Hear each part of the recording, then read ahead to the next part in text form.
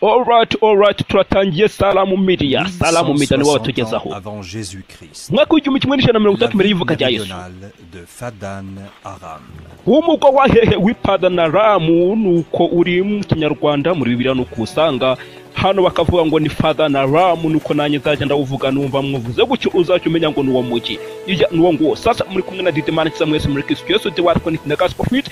Tuka turi kuri lata de l'evangile mbasuza torero amahoro y'Imana komeza kwa muri mwebwe. Ija sasa ni uri umusiramu nawe ntugacikwe utaza kumva ngo ni Didimana yakize ukavanga ibyo bintu by'abakristo nge ntibingenewe nawe ntugacikwe by'umwihariko urabona abasiramu bagenzi banyu bagakoze Salamu Media nibo bagateguye ya ariko kandi ni uri umukristo utaza kumva mvuze gutyo ugahita uvuga ngo Didiye ibyo bintu niba ari iby'abasiramu nge ntabwo nirwa mbirewe ntabyo ndeba hoya niba Didiye wagafashe mumenya ngo umukristo arakagenewe ya niko bimeze cyane ko buriya bije kusezerano rya kera abasiramu tujya kubyumva kimwe hakabura gato kuko baba byumva mu buryo bw'umubiri twebwe twatuzi yuko ibihanura Kristo wajyaga kuza yabo abasiramu bo benda kwimera nk'abidini y'abayuda abajudaism kuko bundi bivuga yuko Muhammad yari inshuti yabo cyane ndetse bagendaga bamwigisha byinshi bigize igitabo cyabo gitagatifu Talmud Torah ya kiganjemo ibitabo bitanu bya Mose ari byo itangiriro kuva abariwe kubara gutegeka kwa kabiri ibi byo muri Bibiliya ndetse n'ibindi nyene ya gutyo nuko bimeze akariyo mpamvu usanga tujya kubyumva kimwe noneho simwe gusa mutagomba gucikwa ka filime ahubwo n'abapfumu yewe we n'abapfumu n'abakora ibijya gusa nkabo abarozi abasataniste n'abantu namwe ntimugacikwe hano hari umurozi kazura babasirukiye ijya muze kureba uburyo muhagaze yewe we ntimugacikwe kanze tugatangire fresh tugatangire twiga turyohe gubundi tuyibaho niyo gahunda hano kuri la tradition de l'evangile ya ndetse kwiyigira ijambo ry'Imana bitworoheye learning God's word for us prendre la parole de Dieu sans effort ni nko kwica inyoni ebyiri ukoresheje ibuye rimwe ibyo bintu wabicikwa gute nta justification wabibonera sasa dutangira fresh Salamu Media 60 ans avant Jésus-Christ. Mwaka kimwe n'ijana mirongo itatu mbere y'ivuka rya Yesu. Fadan Aram. Umugwa w'Padan Aram niho dutangiriye. Tangire hari umukumbi banza ari umuntu ugiye kuragira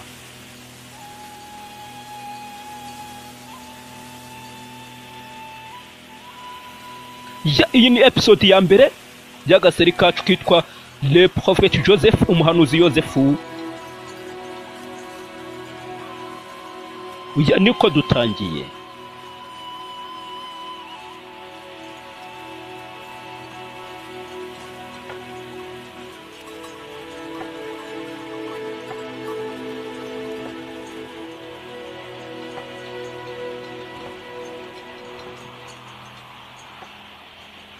ya tuvuye kuri wa muntu ugiye kuragira hari abantu bafite amasake mu ntoki bagiye hehe hari ahantu ikintu kimeze nk'urusengero bari kujyamo ubanza ari amasake y'ibara rimwe buriya bayajyanye he ay'ibara rimwe wa muntu katangiranye ariko bitegereza binjira muri cya kintu kimeze nk'urusengero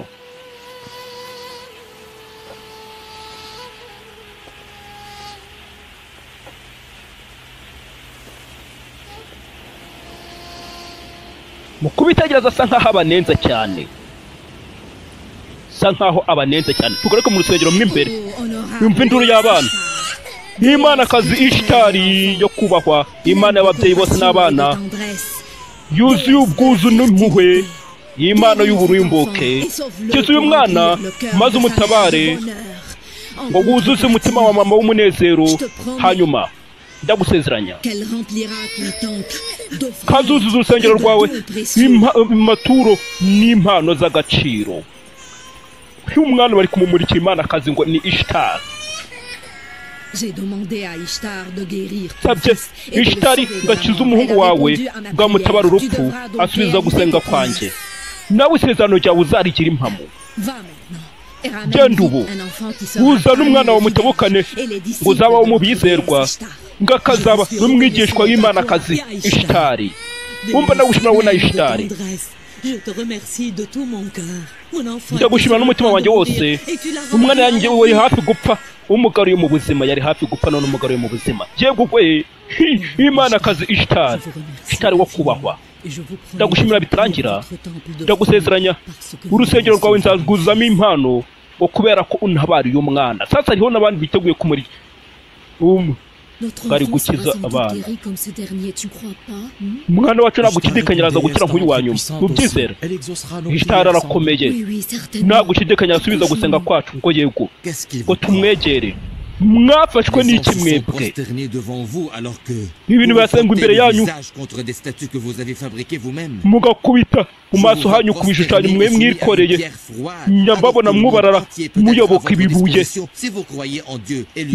Muzi yuko kwizera Imana mukayumvira, ngo ntimuzi yuko isi yose yabumvira mubaye mwizeye Imana mukayumvira, isi yose yabakorera. Yego gwe ninde umva weho ibyo ni wowe ubihimba ukataka imana zacu nta mpamvu. Njye nta bintu mpimba, ndi intumwa y'Imana, amagambo yanjye ni ayayo. Yego dore igitabo cyera cy'ubumana, igitabo gitagatifu kidakorwaho, cyahishuriwe sogokuruza Aburahamu. Njye ndi umwizera ku dini ye, idini ry'abasogokuruza. Njye mba mbigisha ibyabo, ntacyo mvuga cyanjye. Icyo gitabo uvuga kigusaba ngo ukandamize imana zacu, ntabwo nkandamiza imana zanyu, ahubwo mba mbabaza. Munsubize niba mubizi. Mwaba mutabizi nanone nta kintu mufite usibye kwemera ukuri. Ibibuye byo mu rusengero rwa Ishitari mbese nibyo byabaremye cyangwa nimwe mwabiremye? Iyo mana niyo ibayoboka Ishitari cyangwa nimwe muyiyoboka? Ese niyo ibategeka cyangwa nimwe muyitegeka? Niyo yicara ari ikibuye kitanyeganyega nk'uko ubivuga, gute yakiza umwana wanjye? Yego ari mukuri, turabahamya ni ukuri. Umva abandi, njyewe niboneye n'amaso yanjye Ishitari ikiza umwana we. Ni Imana ishobora byose, wamukijije yumva gusenga kwawe no kurira. Ndapana Ishitari, nubwo wasabye ubufasha bundi atariyo, Imana ishobora byose. Imana ibera hose icyarimwe, irinda ibyaremwe byayo byose. Yakweretse impuhwe ikiza umwana wawe. Amaso yawe abasha kubona Ishitari ikibuye, ariko ntubasha kumenya umukiza w'ukuri ninde. Amagambo ye Yakobo aradusaba ngo twibagirwe imana zacu zose, ngo twizere Imana imwe. Iby'Imana yawe ntabyo tuzi, nta nubwo yigeze udufasha. Noneho ndabatubiza muze mwizere Imana irenze, niyo yaremye isanzure ryose. Twabwirwa n'iki niba Imana yawe ikomeye kurusha izindi mana? Twabwirwa n'iki nawe niba udashishikazwa n'amafaranga n'ubukungu nk'uko abatambyi ba Ishitari bimereye? Muzi byose nifitiye n'umukumbi wa Yakobo wa Labani. Sorry mubarire ngo ntacyo mfite cyanjye, nigeze mbasaba amafaranga cyangwa inyiturano, ariko mwebwe murebe muhugiye muri byo ngo nibyo imikumbi. Wazadusaba amafaranga nyuma uri umuntu udafite icyo ushoboye, nawe nta kigutandukanya n'abandi batambye, mwese muri kimwe. Iyo mugeza ku butware nta kindi bibazanira usibye inyungu zanyu. ngo ufite uburenganzira bwo kuvuga ibyo, cyane ko wiburiye umwana wawe w'ikinege ngo habuze umuntu umukiza, habe Esiteri w'umukonikoni cyangwa se Ishitari imanakazi yo mu rusengero. nta kosa ufite rwose, imana zose wazanze. njye Ishitari udashoboye ntacyo bimbwiye, ariko njyewe ndavuga imana yawe itagaragara. dufite ibuye bihagije by'Imana ngo nta kwizera indi mana nshya, ngo abarinzi b'urusengero bahageze. we cika umugore wabwira umugabo we ngo nacike. yewe we abarinzi nganyuze hariya, mumufate byihuse, ntabacike. umugore we ngo ntimumugire nabi, mumurekere amahoro. we ntabacike sha, ndabinginze ntimumugirire nabi. Si tu n'étais pas le beau-fils de Utaza Laban, notre gouverneur, je kuba t'aurais bien umukwe puni, tu wa le sais. Labani guverineri wacu nawe Je n'ai pas kuguhana envie neza de douanier urabizi des gardiens du temple. sinkutinya yaba wowe cyangwa abarinzi b'urusengero ni Yakobo aravugira Kristo Imana Allez-vous-en tous gwe mwese mufaha et arrêtez d'écouter une bonne fois pour toutes les paroles de Jacob et mureka toutes ces kumva bêtises. ibigambo bya Yakobo Allez-vous-en. Ne n'ubugoryi voyez-vous bwe pas que ces blasphèmes Mugende ont ntimubona amené la yuko sécheresse et la famine dans notre ville, uku Faddan? gutuka Imana kwe kwazanye Il a raison. n'ubupfu bwe Partons bwazanye d'ici. amapfa ngo n'inzara ahangaha ngariye mukuri tuva ahangaha umujinya wa Ishtar utaratumenwaho utaradusukwaho umujinya wa Ishtar yo mu rusengero gutaradusukwaho tuva ahangaha yewe we abantu umugi Faddan mana z'ibimana zari zarahifatiye ngo Imana ni Ishtar umukonikoni wabo ni Esther niwe nababwiye uri guserukira abapfumu muri hehe namwe mube hafi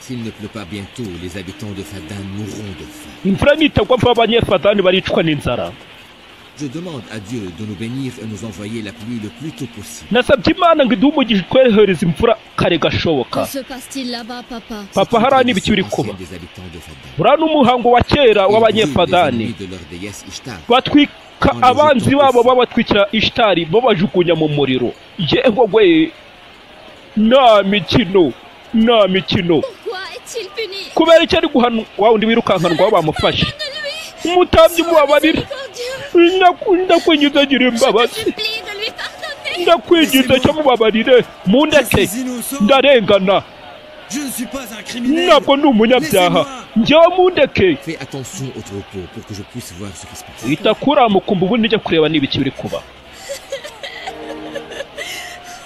ni Yakobo asiga abwiye umwana we ngo niyita ku mukumbi ubundi ajye kureba Laissez-moi en paix.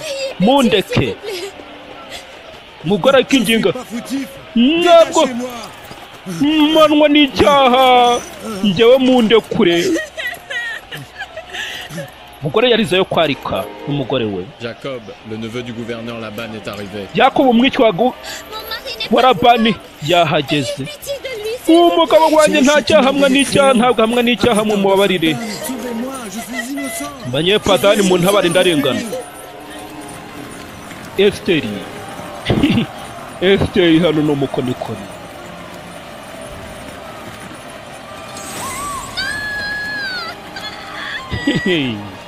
yewe we umugabo hano bagiye kumucanira Je suis innocent. kumushyira mu Ayez ifuru pitié de moi, habitant de Faddan. ndarengana mungirire imbabazi banyefadani Aucun crime. nta cyaha nigeze nkora sasa hano L'accusé bagiye qui s'appelle Pharès est parmi les ennemis d'Ishtar. ngushinjwa witwa Faresi yagaragaye mu banzi ba Ishtari Il a lapidé la statue en la considérant une déesse impuissante qui ne vaut pas la peine d'être vénérée. Et selon ngo yateye igishushanyo cya Ishtari ngo agifata nk'imanakazi idashoboye ngo idakwiye kuramwa gusengwa les traditions de notre ville, Guanyuma. Faddan, tous ceux qui Tugende profanent kumu- notre grande déesse Ishtar doivent être jetés au feu.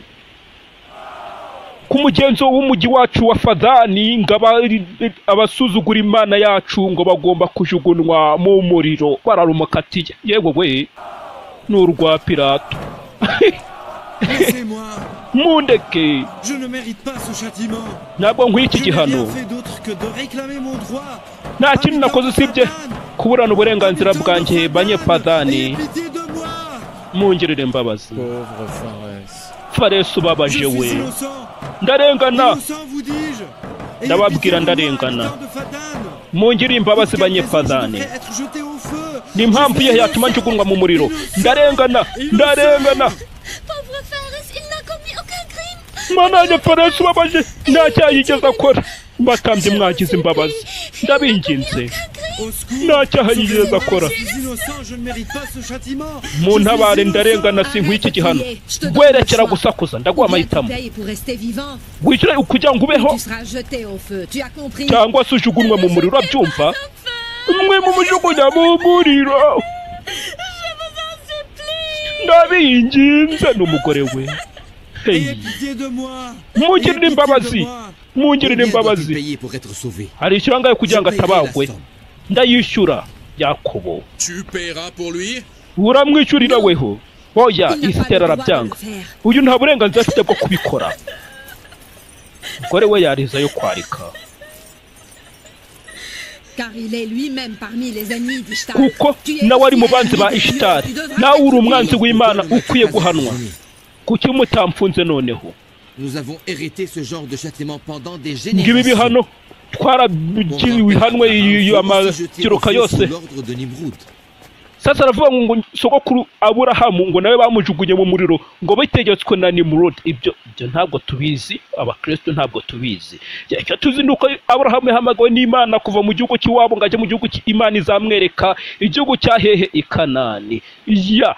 Ndetse asezeranywa yuko azabasekuruza amahanga muri we isi yose ikazaherwamo umugisha. Bihanura bivuga Kristo wajyaga kuza akaba umucunguzi w'abari mu isi, abamwemeye bose bakizera izina rye, akaba ubushobozi bwo kwitwa bwo kuba abaki abana b'Imana. Sasa ibyo ko abasilamu bitabo bitagatifu byabona uko bibabwira, ariko twe ntabwo tubizi, katwikomereze. Tu aurais été emprisonné si tu n'étais pas le parent de Laban. Tu es en liberté parce que tu es le neveu du gouverneur. Urabahowe kuko uri uwo kwa guverineri.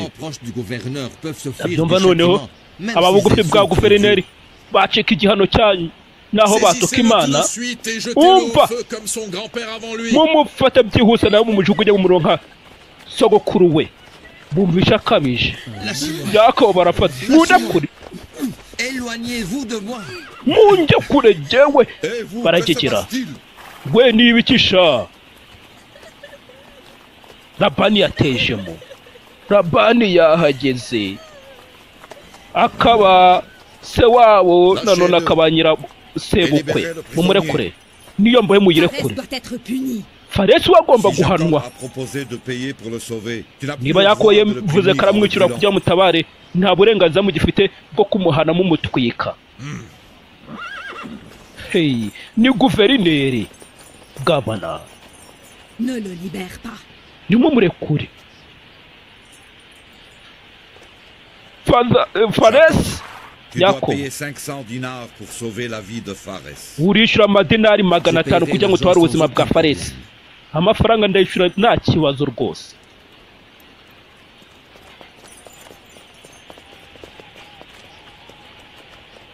Faresi bari bamugejeje ku furu imbere y'umuriro. Sasa nawe uri mu byaha.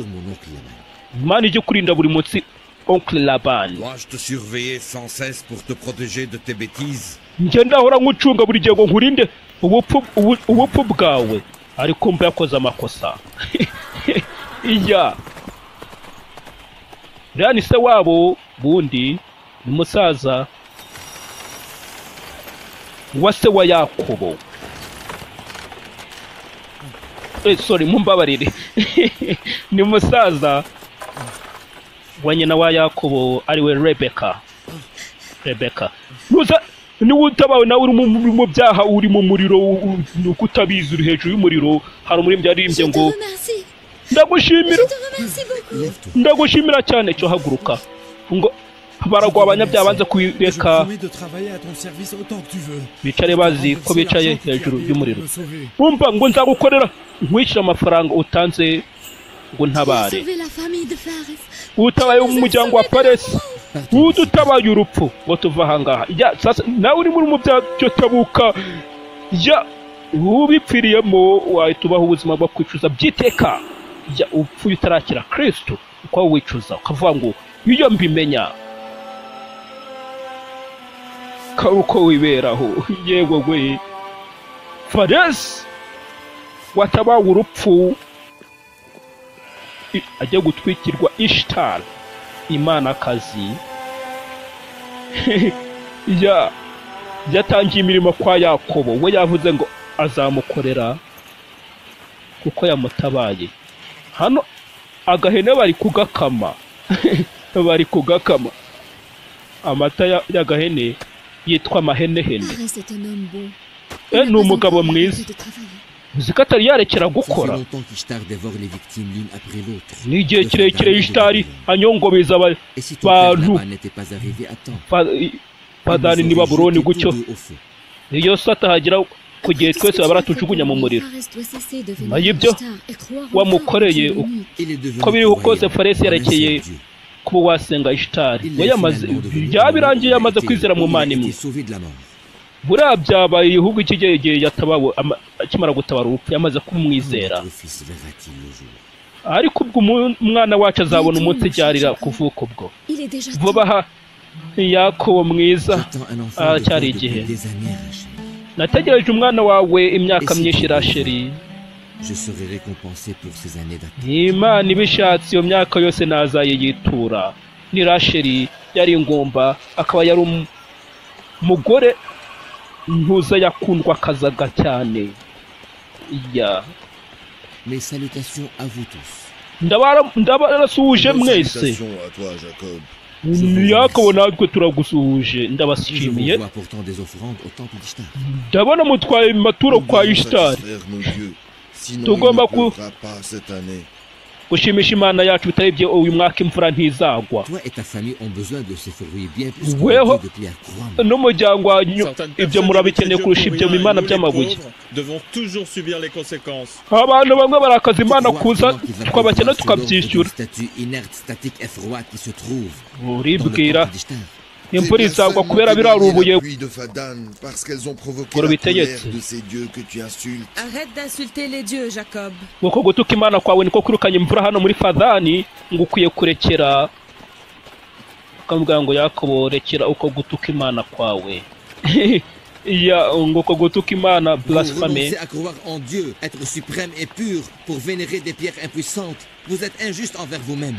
Mwanga kwizera Imana y'ukuri mukaza gusega Imana mumugirira nabi. Abwira yuko bagakwiye kugira uteye kwizera Imana y'ukuri akaba ariyo bagaburira bariyo ukwizera kwayo bakugaburira roho zabo. Mbivuze ukuntu byumvikanara. Kwizera Imana gutyo.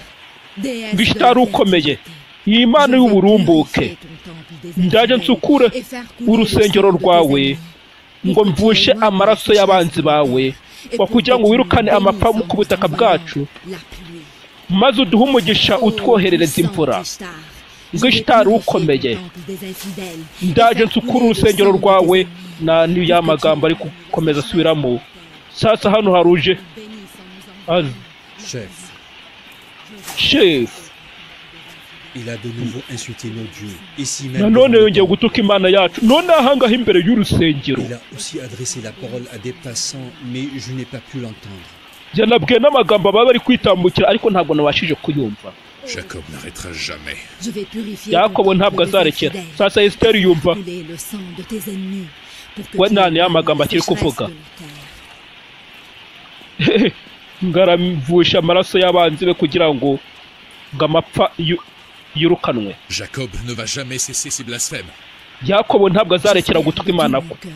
Ndiringira n'umutima wanjye wose kazahanwa n'Imana. Dukora iki? Bwira Labani aze hano. Ibisigaye ngenda byitaho. Ramène le seigneur Laban tout de suite. Genda uzane Labani byihuse. Hari uri ku kiboko. Kiboko kimumereye nabi ninde?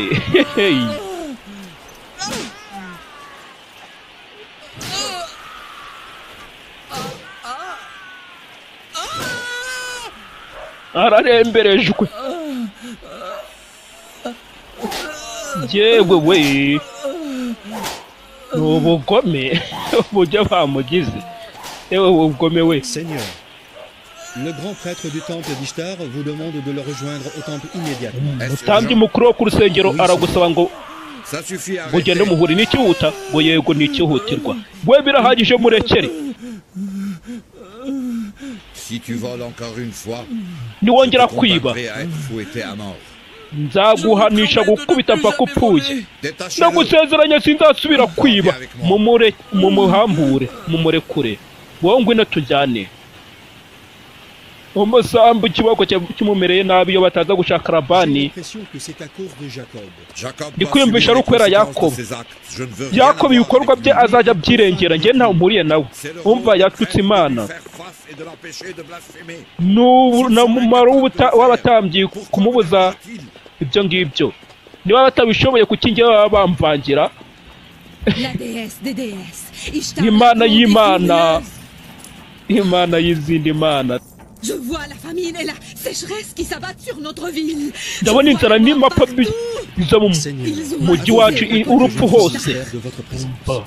Elle est furieuse. Yarakaye. Elle qui n'accepte pas les blasphèmes. We utajya wemera gutukwa. Iyo hagize umurakazi. Il doit être puni. Ntagomba guhanwa. Vuba kare gashoboka. Ishtar demande de lui présenter des offrandes. Ishtar gusaba ngo mumumurikire amaturo. Laban. Pourquoi tu n'empêches pas ton neveu de dire des blasphèmes? Kubera icyo umwicwa wawe utamurekera kuvuga burabo gutuka Imana. Iby'amadini mwe nimwe bireba. Njyewe ntabwo ndi umutambyi. Yakobo ibikorwa bye agomba kubyirengera. Ariko ni umwana wa mushiki wawe akaba umugabo w'abakobwa bawe. Njyewe ndebwa n'iby'umutekano. Njyewe ntabwo bindeba. Ngo niweho ugomba kubigira. Niwe wategekwa ahangaha ngo ugomba gutuzisha ahangaha. Bavuga niwe Yakobo. Yakobo niwe nyirabayazana wa byose. Qui s'occupe uniquement de son troupeau et de sa famille. Ne s'empare de nos terres et c'est Jacob qui est le seul responsable de nos misères. Yakobo niwe nyirabayazana w'ibyago byose bitugeraho. Yakobo yahoze ari umushumba ufata inshingano ze, wita cyane ku muryango we n'umukumbi. Utari we nyirabayazana nuko yahoze. Nuko akomeza gutuka Imana ubudahagarika imbere y'abantu bose. Gutuka Imana ko si ikintu gishya. Kubera iki? Mbere yarakwigumanaga. Ariko yatangiye no kugubwiriza abandi. Atuka Imana imbere y'abantu bose. Tugomba kumuhagarika, kumucecekesha. Ngo nguki ngo nu. Yumva nawe bari kumukira mu ngo yego. Ese wibagiwe ni gute kandi n'impamvu ye wabaye guverineri hano wa Fadani? Nibuze wanyigize guverineri. Nanone ugomba kubuzi ko njye nta tegeko nakira usibye ivuye i Babuloni. Kandi njye nta kintu nakwemera yaba wewe cyangwa urusengero rwa Ishtar. Noneho urashaka ngo tubwire umutambyi mukuru w'i Babuloni ibiri kubera ahangaha Fadani, bamukiraho iterabwoba nk'ibyo bashize kuri Pilato. Bamubwira ngo natwe bamba Yesu, baravuga ngo ntabwo ari inshuti ya Kayisari. Nuko babigize. Niba ariyo mpamvu icyo kintu ndakiganiza Yakobo. Ubwire Yakobo.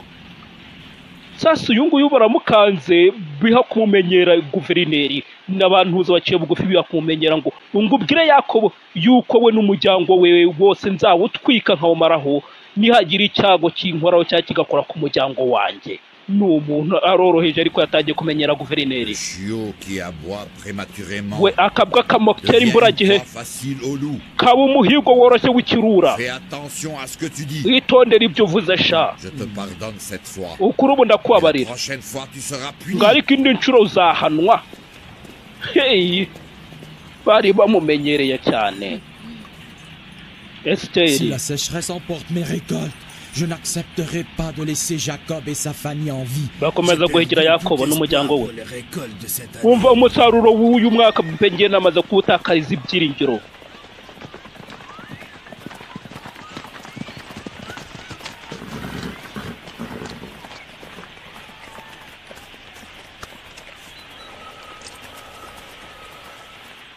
Labani itaturiza kwa Yakobo.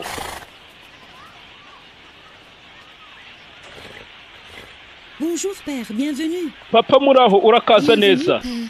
Quelle surprise. Le gouverneur de Fadan a consacré mbega quelques minutes surprise pour guverineri à ses filles. afashe iminota za gusura abakobwa be. Jacob ne cessera-t-il donc jamais? Yakobo ntabwo azarekera. Que se passe-t-il, père? Papa Les ni prêtres iki? du temple se plaignent toujours de Jacob. Abatambyi bongeye kugira Yakobo. Ubu bari abatambyi mubagira nk'aho ari we nyirabazana ibyago bya Fadani. Hanyuma Yakobo we ngo ni inzirakarengane. Murabizi ko Yakobo amara amaje kwigisha ubutumwa yahawe kwigishwa, none kubera iki akwiye kwataka imigenzo yo mu rusengero rwa Ishitari? ngo niba ashaka kwigisha mesaje y'abasogokuru yigishe na mesaje n'ubutumwa bwa sogokuru wanjye. Icyiza cyo gutuka ukwizera kw'abandi ni ukuhe? ngibyo uvuze papa ntabwo ari byo, ngo noneho n'inyigisho za Aburahamu ntabwo bazemera ngo bagerekeho n'iza sogokuru wawe. yewe we papa, Yakobo yigisha kwizera ko mu Mana imwe gukingiye ku Mana ya Isaka na Aburahamu. ibyo bintu bikaba aribyo bizashyira ku umurongo hano ku ntuzi. Agomba kuzuza misiyo ye nk'uko nawe wakuzuza yawe. namwe mwasaze nkawe. niba ngomba kuzuza umukoro wanjye, mwese aha ngaha baba barabirukanye inkanye, barabirukanye.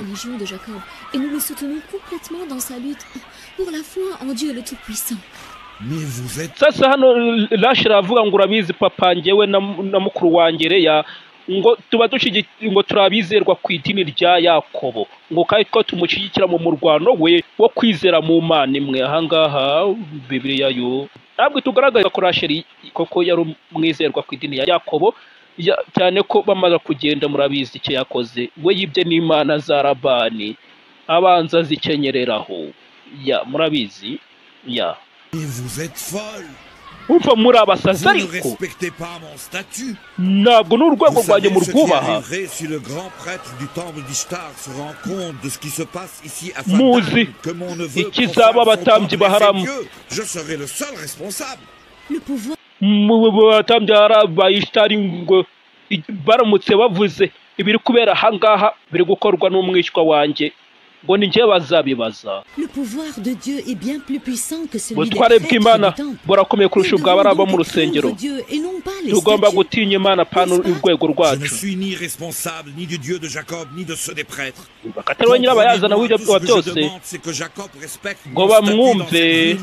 ngo ibyo asaba ni uko Yakobo yubaha urwego afite mu mujyi. sasa Rashira atabaza, Rashira ubaye iki? Rashira ubaye iki?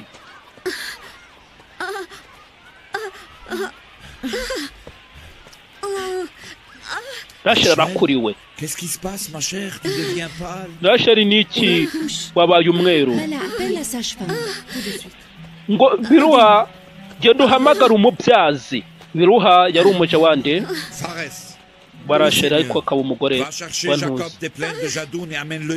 Faresi genda uhamagare Yakobo mu kibaya cya Ntuza umuzane byihuse. ngo cyo tebuka afata ifarashi yanjye nubigutwara igihe. bagiye guhamagara Yakobo ahantu yagiye kuragira mu kibaya.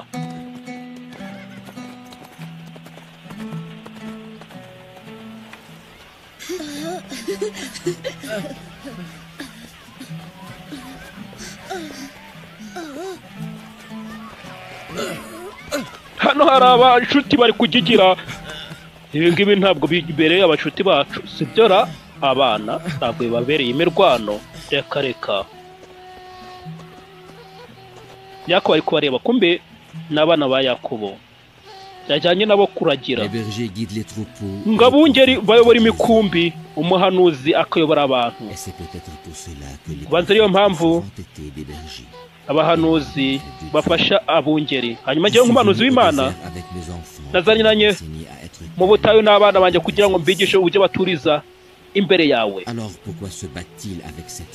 none kuki bari kurwanana n'ibibaraga byose n'urugomo rungana kuriya? ibi bintu ntabwo nigeze mbibigisha. Le gagnant de cette lutte sera le successeur de notre père. urarwanya uratsindiye umurwano niwe uzasimbura papa. we muhaguruke sha, muhaguruke mwabana mureke. Mon successeur est le responsable de ma famille. uzasimbura kwita ku muryango wanjye uwo ni ukunda imana cyane akaba yubaha bugufi apana uwakoze baba Aburahamu na Isaka nabo batoranijwe batagendeye ku by'ibibaraga ahubwo bijyanye n'intuza sasa ya ntumwa batumye kuza guhamagara Yakobo ni Faresi iri kuhagera niki aramwongorera mukusanya umukumbi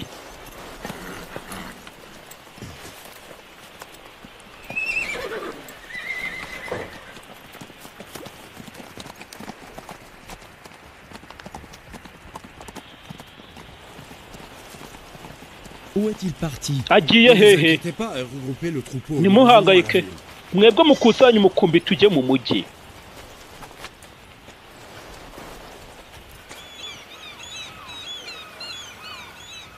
Bala, Rachel est ton amie? Beruhango Rachel ni inshuti yawe ngo yego murumvikana neza cyangwa muraburana twari inshuti kugeza ubwo Rachel na Yakobo barakeye kumbera abana beza ngo ndabizi ubu ntibakenyetaho ko kuva none bagiye kugira umwana wivuga ubwo bupfu Rachel na Yakobo ni abana beza ngo Yakobo akunda Rachel cyane ukubera none ko yaragiye kumubyara umwana azajya mwitaho yakingiranywe n'abagore bangahe bane yego ndabizi noneho ubu ngubu ngo Eleya na Zilopa nanjye ngo tugiye kujya twangwa tutitabwaho cyane Yakobo abagore yari afite bane ya Eleya na Rachel ndetse n'abarabaja babo uwo ni Zilopa ndetse nande na Biluha Zilopa akaba yari umuja wa Leya kabuhinduka umugore wa Yakobo ndetse Biluha akaba yari umuja wa Rachel ari uyu nguyu batumye kujya kuzana umubyaza uri kuganira n'uyu mubyaza ya mba duteweke bataza kundenganya nkuko hari abandenganya ibyo mvuze ngiye ntabwo nemeranya nabyo Yakobo ni umwana mwiza nudashyira ubwuzu mu mutima wawe mu mwanya w'ishyari uzabona uburyo azagukunda akakubaha tuje Labani umwiteho ndashaka ko Rachel n'umwana we baguma bari bazima gweho ntutinye ngende umubyaza w'umunyamwuga w'akazi ngaragakora cyane Rachel inda yamufashe agiye kubyara kwibaruka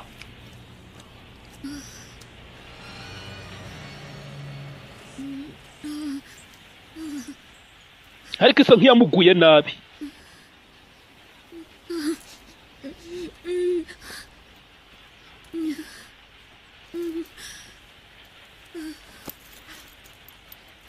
Ne t'inquiète pas, Rachel. Le bon Dieu est Rachel ntuhangayike Imana nziza ni nyembabazi je wowe ababyeyi bo baba babizi Rachel igenze bite kandi nduru kahise kayiha umunwa agashuti je wowe aguye igihumure Rachel abaye nk'upfuye se bimeze bite Rachel inkibare kuzimuha ariko ntanakanguka bimegenze bite ni bibi ubanza ari Imana iguhora Yakobo ibaza uyu nawe menya yizera ibya Ishitari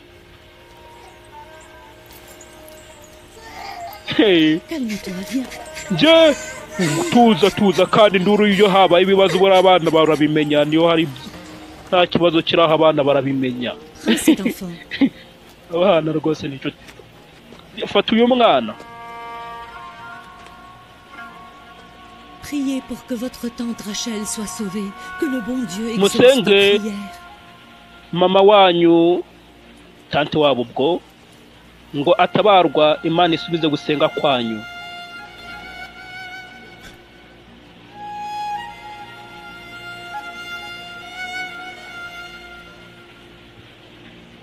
Pourquoi vous ne faites rien? Kubera iki ntacyo muri gukora? Labani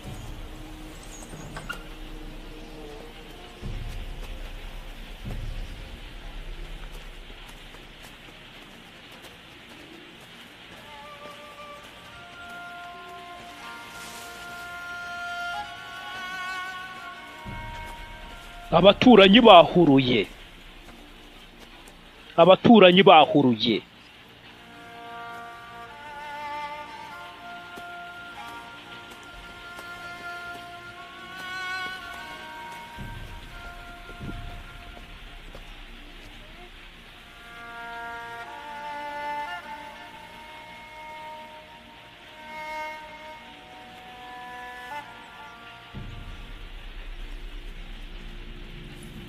Quelqu'un a irrité notre déesse Ishtar. ngo hari uwabaje imanakazi yacu Ishtar, ndabona amaraso n'umuriro, ndabona ikintu cy'umwijima cy'urupfu kituzaho, ngo ikibatsi kiraje gikongora uwo wihaye gutuka Imana. Imana zanzuye ko igihano cyabo kigomba kuba. We yaba ari Imana zigiye kusuka umujinya wa kuri Rachel, ngo mvume uburyo Rachel avuze, sorry, Esther avuze umuvumo mu rusengero, ngo yavuze yuko Imana ngo zirahana abantu bose bihaye gutuka Imana, ngo kandi igihano cyabo kigomba kubaho. Yakobo nibwo akihagera,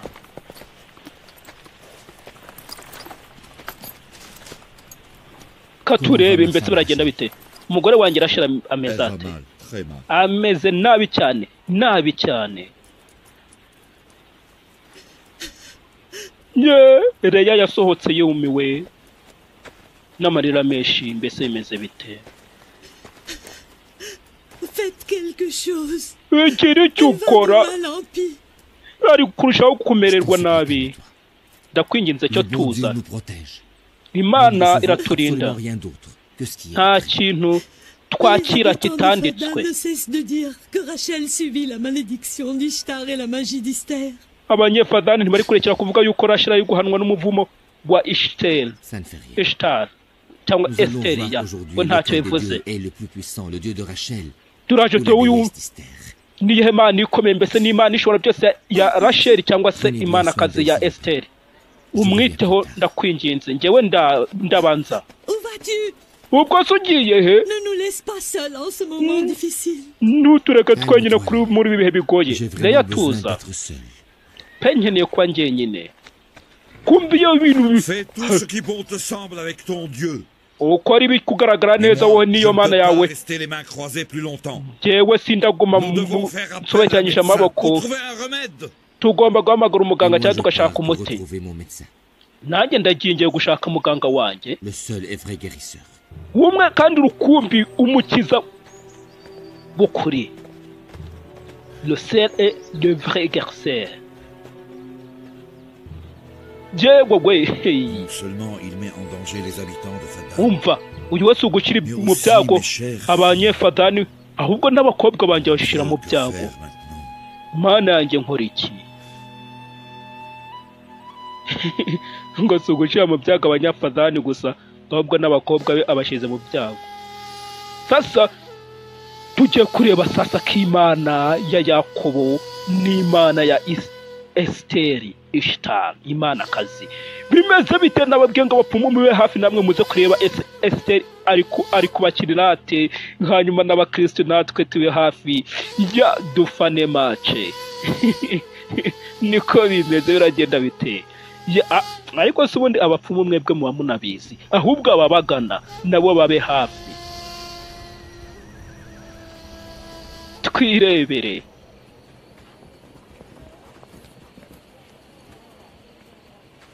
Biragenda bite? Kuki badasaba ubufasha Esther ko ari umubyaza w'umuhanga ubizi? Uri mukuri Labani, hamagara Esther, abyemeye ashobora kudufasha. Hey, bajye kusaba abo mu bwami bw'intuza. Niba bishoboye ndamutse yifuza, mubwiye ngo nabasha gukiza Rachel, ndamusezeranya Yakobo nzamwirukana ahangaha, hanyuma uyu mujyi mwubohore ubu gutuka Imana kwe. ngo cyo tebuka bagiye gusaba ubufasha ra Esiteri wa mukonikonikazi yewe aba nabo Yakobo yavumwe n'Imana y'i Babuloni okubera yanduje izina rya Esiteri gwegwa mugore we tuza bamufuza imishukushuku Labani nta mikino kuvuga nabi umuryango yakugwa na bwira Yakobo asabe ufashe Imana ye ngo kuko muri iki gihe akomerewe njyewe ntabwo nakwibagirwa Imana yanjye urabyumva ni Labani wanyohereje ntabwo ari Yakobo yanasezeranyije yuko arirukana Yakobo niwe ukiza umukobwa we igihe cyo mbibona ya nama y'umuntu atakwitesha abaturage bagomba kubona ubudahangarwa bwa Ishtari ndetse n'ubwa Esiteri gutyo n'ubikora abanyafadani barushaho kwizera Ishtari ndetse buzuza urusengero amaturo nuza Esiteri avuga ngo urupfu rwa Rasheli n'ubundi ruraza gutera bene ibyo ruraza gutera bene ibyo ngo napfa ngo ubwo abantu barizera gutyo ngo ubwo rero napfa nje ntacyo bimbwiye je m'en gusa noneho byagenda bibwira n'abaturage ubabwire yuko urupfu rwa Rasheli ari ugutuka ngo Imana ngo rwakomotse gutuka Imana ngo nanone ngo ubabwire yuko urupfu rwa Rasheli ngo rwakomotse ngo mu kwizera Imana imwe ngo ndetse no gutuka Ishtari sasa Ishtari nishobora kuyibona gutya abakatolike iyo mujya mwabyemera se ngo ntabwo mwabyemera iyo mujya gusenga Mariya mugasanga mwasenze Mariya n'uyu Ishtari bahinduriye izina niyo mundeba ijisho ribi ntimunyange ariko niko kuri imvura iguye kuntu byaba byiza nanone imvura yongeye kugwa hano ifatani mu gihe Rasheli n'umwana we baba bari gupfa imvura ikagwa umva icyifuzo cya Esiteri ubwo nibyo yihitemo bari kuvuga ngo nakize Rasheli we umva ibyo yipangiye katurebe yewe we ijambo ry'Imana yavuga ngo umwanza gucira kobo Imana igira ite kanze turembese biragenda bite Rasheli arakomerewe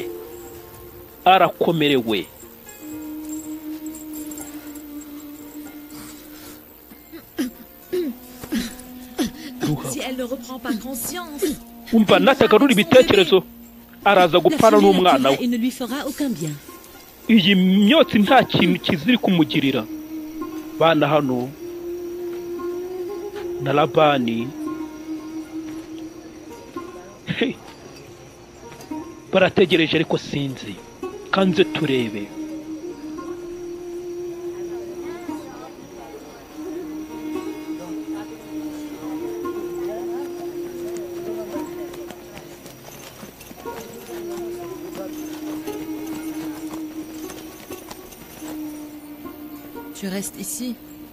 uraza kuguma hano yego ndashaka kumenya ninde ukomeye ese ni Imana ya Yakobo cyangwa yo mu rusengero birasobanutse iyi ntsinzi iraza ku Imana yo mu rusengero nuko abandi bari kubyanzura kanza turebe mbese biraza kugenda bite Esiteri yahageze mbese aje gukiza Rasheli cyangwa Labani kubereke umvangiye kugera kuva Yakobo yabwiye bose ngo ko yizera Imana ikomeye ngumwe ngo kubera atari yari gusaba ubufasha La vie de Rachel dépend de toi. ubuzima bwa Rasheli bushingiye kuri weho mutabare ndakwinginze ibyo ntabwo nari byiteze ko Yakobo yaza kunsaba ubufasha pani Imana ishobora byose icyo ni igitekerezo cy'ubupfu ndetse kitarimo gutekereza none kubera icyo uri kuvuga ibyo byose ibyo mpanura C'est Dieu qui décide de la mort. ngibyo mpanura ntibizatinda gusohora ngo ntibizakererwa ngo uzabona Rachel n'umwana wawe bapfira mu maso yawe imbere y'amaso yawe. C'est Dieu qui décide de la mort. Ni Imana yanzura urupfu apana umwanzuro wa Esther na Esther ni njyewe mubwiye ngaze Rachel arakomerewe. Rachel nta gufasha akeneye usibye ubw'Imana imwe ngo sohoka hano byihuse sohoka. Labani aratuzisha. Yakobo cyo tuzi ndavuze ngo sohoka umugore wawe n'umwana wawe barapfira ijoro umujinya wa Itari nturacuruka icyo kitabaye ngo umugore wanjye ntazabona uwo munsi wo gupfa bitewe n'umuvumo wawe. Sohoka hangaha sohoka hangaha. Banyefadani uyu mugabo ntabwo azarekera kwiteza ibyago no kubateza ibyago namwe. Gutuka Imana kwe kwazanye inzara n'amapfa none n'urupfu rw'abakunda. Yakobo uzareba vubaha ubumaje bwa Esteri ndetse n'ububasha bwa Ishtari uzavumwa. Umva umukobwa wanjye napfa uraza kubona wewe. Umukobwa wanjye napfira ijoro uraza kubona. Ni Labani. Ni Labani.